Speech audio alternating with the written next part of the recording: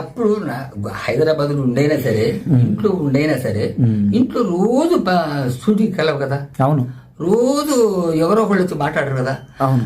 దుడ్లో పోయినప్పుడైనా సరే, కనీసం దుడ్లో పోయినప్పుడు స్నానం చేసేప్పుడు ఫోన్ తీసుకొని, అన్నయ్య ఎట్లా, అరే అన్నయ్య శ్రీనివాస అన్నయ్య ఎట్టున్నావురా, ఎట్టున్నావు అన్నయ్య, ఏం చేస్తున్నావు, బ్రహ్మంగారు పాల డబ్బులు వస్తున్నాయా, మరి నీకు తిట్టడానికి అన్ని ఏమైనా ఉన్నాయా, సింపుల్. అంతే అంతే సార్ అని అనుకుంటాము. అంతేగాని ఎప్పుడైనా పలకరిస్తానికి అంటే ఒక్కటి అందరం భయం, ఎవరు లేరు. మా అన్నయ్య వాళ్ళు, మా చిన్నయ్య, మా పెద్దన్నయ్య, మా అక్కయ్య. సార్ ఇప్పుడు మీ తోడబుట్టిన వాళ్ళల్లో ఉంది మీరు, బ్రహ్మానందం గారు, అంతే అంతే. ఇంకా మీ తోడబుట్టిన ఆడపిల్లలు కూడా ఎవరు లేరు. నా కూతుళ్ళు ఉన్నారు, మా అన్నయ్య గారి కూతుళ్ళు ఉన్నారు. అదే అంటే మీ తోడబుట్టిన వాళ్ళు అంటూ మీరిద్దరే, మీ తల్లి సంతానం మీరిద్దరే ఉన్నారు. మేమిద్దరే ఉన్నాము. ఎప్పుడైనా వచ్చి వెళ్తా ఉంటారు సార్ మీ దగ్గరికి?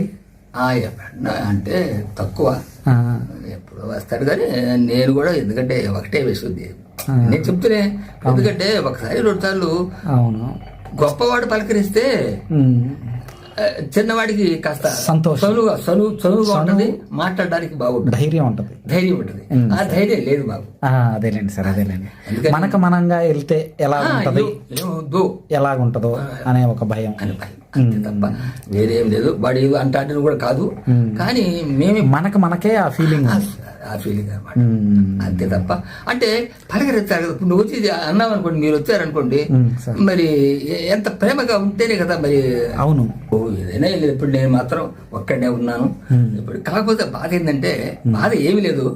ఏమన్నా ఎట్లా ఉన్నావురా అనా, ఆ ఒక్క మాట, ఆ ఒక్క మాటే సార్. ఏమనుకోండి, ఇది చూపించబాకండి నాకు. ఎందుకంటే ఎట్లా ఉన్నావునా, ఏం చేస్తున్నావు అంటే ఎంతో, అసలు డబ్బు అక్కర్లేదు, నాకు డబ్బులు అక్కర్లేదండి. వచ్చాడంట, నాకు తెలియదు నిన్ననో ఇవాడో.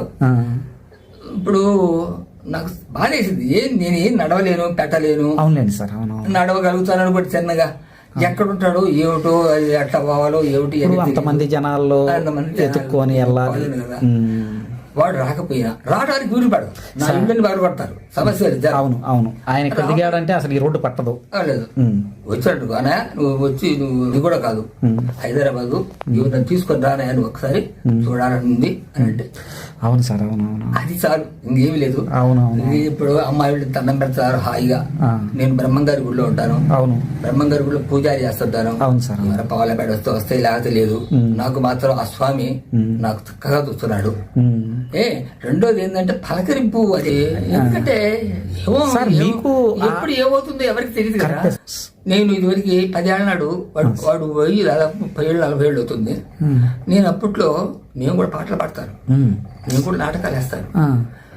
నేను ఆశపడ్డా, అది కూడా చేయబడ్డ బాధ. ఇప్పుడు ఏం చేయగలను? అందరికీ నమస్కారం.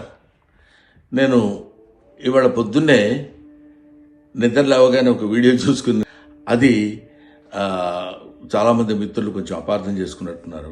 నాకు 30 ఏళ్ల సంబంధం ఉంది. నేనంటే ఎంతో అభిమానంగా, ప్రేమగా చూస్తుంటారు.